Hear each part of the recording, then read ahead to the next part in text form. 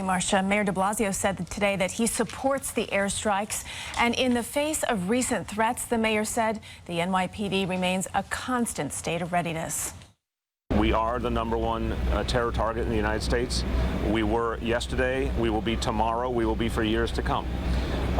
ISIS has added a new element, and certainly the specific call that ISIS put out for its adherents to look at targets in the United States and in New York City was deeply troubling, but it doesn't change our strategic approach.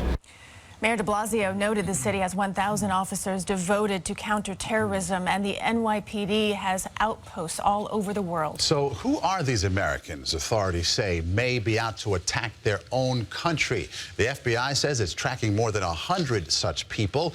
Our coverage continues with CBS 2's Tony Aiello.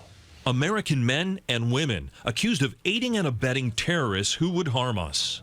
They are very dangerous people. The FBI director says stopping them is a top priority. Trying to identify those who want to travel to Syria to fight, who are there fighting, and who may be coming back to Western Europe and to North America. Director Comey says the FBI is, quote, tracking more than 100 Americans overseas and at home.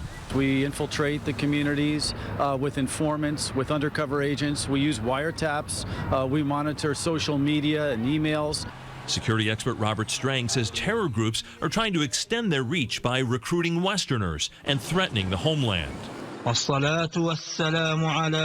This week, ISIS released an ominous message to America and its allies. Quote, you will not feel secure even in your bedrooms. There's no question they want to make a scene. They want to be as horrific, as terrible, as bloody as they can be to make a point. The tough talk helps ISIS boost its prestige in the jihadist world. This is a group that aspires to be the leader of the global jihad. Among the Americans who've been radicalized, Moner Mohammed Abu Salah, who committed a suicide bombing in Syria in May, and Shannon Conley, who pleaded guilty this month for planning to travel to Syria to aid ISIS.